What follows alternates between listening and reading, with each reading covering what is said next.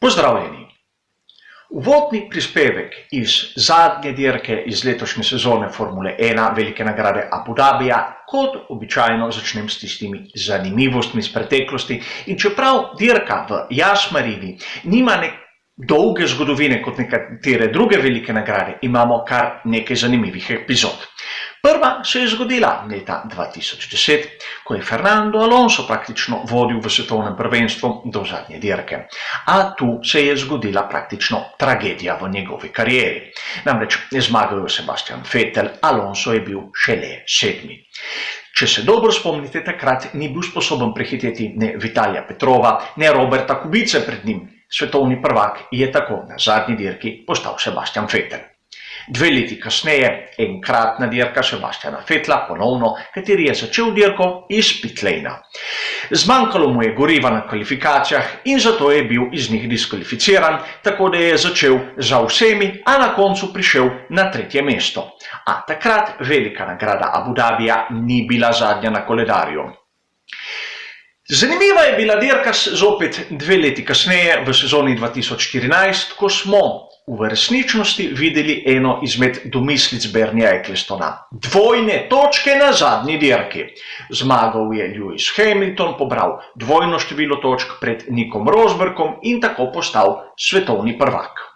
Situacije seveda tudi 2 točke niso spremenile, a ideja je bila za moj okus malce preekstremna. Zanimivo je bilo dejstvo, da čez 2 leti v sezoni 2016 smo videli ponovno Lewisa Hamiltona na 1. mestu in Nicka Rosberga na 2. mestu. A tokrat je Nico Rosberg tisti, ki je postal svetovni prvak z 5 točkami naskoka.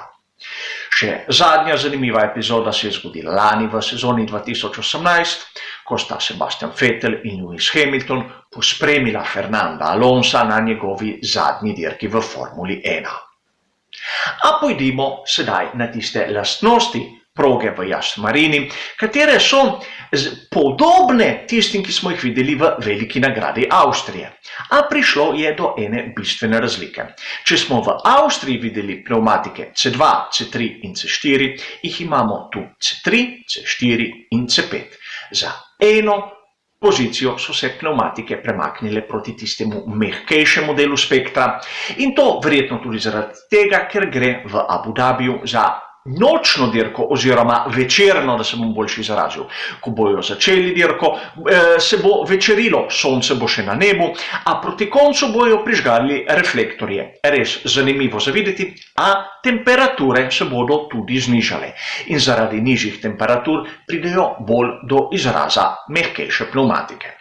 In sedaj, ko vidimo, kak izbor so naredili na pnevmatikah pri različnih ekipah, vidimo, da po večini je bil izbor narejen tako, da imajo 8 kompletov tistih najmehkejših, nato 3-4 tistih srednjih oziroma 1 do 2 kompleta tistih najtrših.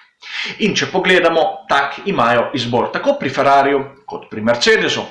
Pri Red Bullu so raje šli malce bolj na tisto mehkejšo varianto z setom mehkih pnevmatik več in se ne bojo koncentrirali na delo s tistimi najtršimi. A če pogledamo tudi, kdo je dobil tisti komplet trših pnevmatik več, vidimo, da je bil to pri Mercedesu Hamilton, medtem ko pri Ferrariju Leclerc. Sedaj, kakšne bi bile možne strategije, kaj bi lahko pričakovali, ukolikor pogledamo, kaj se je zgodilo na podobnih dirkah, oziroma kaj se je zgodilo tu na lanski sezoni.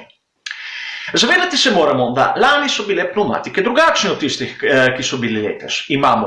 Lani smo imeli strategijo z enim postankom v večini primerov, ker so začeli na tisti Ultrasoft in nato dalje na tisto Supersoft. No, Ultrasoft je letos ekvivalent C4, Supersoft ga nimamo, zato bi lahko nekako predvidevali, da brez velikih težav bi lahko dirko začeli na tisti medium pnevmatiki C4 in nato šli na tisto hard C3. Kar je nekako moja napoved sedaj z papirja, brez da vidim prostih treningov, kaj bi se lahko v veliki večini primerov zgodilo. Tudi to se moramo imeti v računu, da imajo tiste najboljše ekipe le 8 kompletov na mehkejših pneumatiki in 8 kompletov lahko nekako preračunamo na ta način, da jih bojo 3 izmed teh 8 porabili na prostih treningih, ostalo jih bo 5, kar pomeni lahko 2 poskusa v prvem delu kvalifikacij, enega v drugem in 2 v tretjem. V drugem delu kvalifikacij zatorej bi lahko pričakovali en poskus na medium pneumatiki, tisti, s katerih bo prvih 10 začelo dirko v Abu Dhabiju, na Yas Marini, za zadnjo dirko te sezone. Kot ste opazili, zaradi urnika smo se vrnili v tiste stare tire. Prvi prispevek v četrtek, nato jutri tisti po prostih treningih, kjer bomo obdelali pred kvalifikacijami vse zanimivosti, tako tehnične, kot bom rekel, tudi glede na rezultate iz prostih treningov. V soboto seveda bomo videli tisti zadnji briefing in v nedeljo takoj po dirki tudi komentar. In brez skrbi tudi komentar v živo kvalifikacij in dirke na Facebooku bo. Hvala zaenkrat za vašo pozornost in nasvidenje.